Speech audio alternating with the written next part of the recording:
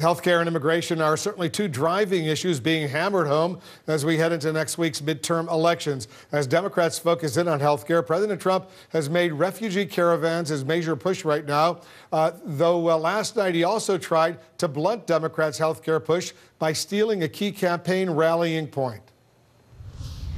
We will always protect Americans with pre-existing conditions. Always, always. You've been saying that Democrats want to take away pre-existing conditions. I mean, it's your administration that's supporting a lawsuit that would allow health insurance companies. But I'm going to replace pre-existing conditions, and I've always been there. What the Democrats are going to do is they're going to destroy our entire health care, and you're not going to have any health care. All right, joining us now from New York is S.E. Cupp, CNN political commentator, the host of S.E. Cupp Unfiltered that airs Saturday night, 6 p.m. Eastern. So saving a popular part of Obamacare from their own attempts to kill it, S.E., that's now a rallying cry for the president and a lot of Republicans. Is that a message resonating with voters? Well, interestingly, I have some polling on that. Just yesterday, October 31st, the New England Journal of Medicine released a report based on a Harvard study asking voters what their prime concerns were when it came to health care. Perhaps unsurprisingly, among Republicans, health care was not in their top 5 of concerns. Also not surprisingly, for Democrats, it was the top concern. But when Republicans were asked what they care most about when it comes to health care, the majority, the overwhelming majority, said the overall cost of health care was most important. Again, that's to Republicans. Now, the next 3 aspects in their order for Republicans: protecting coverage for people with pre-existing conditions. That issue is number 1 for Democrats who are concerned about health care. So it's a very interesting triangulation that the president is trying to walk suddenly in the 11th hour with just days before an election that thus far he has not been predicating on health care. Very interesting. Let's move on and talk about the president and the news media. S.E. at his rally in Florida last night, the president once again blasted the news media as the enemy of the American people. But interesting, listen to this Fox News anchor then defend the president. I'll play a little clip from the president and then her response. 33% of the people in this country believe the fake news is, in fact, and I hate to say this, in fact, the enemy of the people.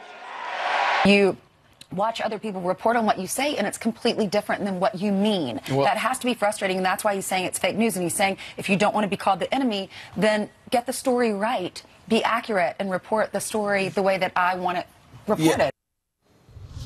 Yeah. What's your reaction to that, basically suggesting that those of us in the news media should simply report what the president wants us to report?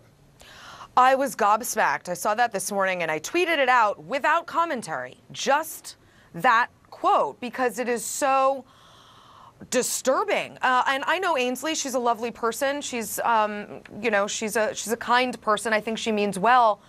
But the idea that it is our job to report things the way anyone in a position of power, but especially the president, wants them, is a total dissembling of the job of the media. We are here to be a check on power.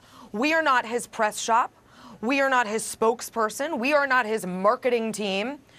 We in the press are here to fact check and to be a check on power. It is not our job to be liked. It is especially not our job to be liked by the president. It was stunning to hear that because, that's what happens in totalitarian regimes and dictatorships. Yeah. There is no free press. There is no media opportunities to go after and criticize people in power. You have to basically just say whatever the leader wants you to say. But this is the United States of America where there is a free press, and that's the way it's got to be. It shouldn't need reminding that in countries like Russia, in countries like Saudi Arabia, I think we all know that recent example where in Turkey, in the Saudi consulate, Jamal Khashoggi was murdered. In those kinds of countries, reporters are killed for not reporting it the way their leader wants them to. They're killed. That should be appalling, not something that we want to aim for, not something we want to puppet here. And I really wish my friends, my colleagues at Fox, would take more care in their words, because they have the president's ears. That's very clear. What they say matters, and they are journalists, or should be. So I as well-meaning as I think Ainsley is, and Brian and Steve and everyone else at Fox, I wish they'd be more careful with the way that they talk about our jobs. And the president made it clear in a separate interview he's going to continue going after the news media, branding the news media as the enemy of the people. He says he's going to continue doing so despite the dangers of those words, and all of the people, including some very, very close to him, appealing to him, Mr. President, don't do it. It's too dangerous, but he's not changing his views. Essie, thanks very much for joining us. And once again,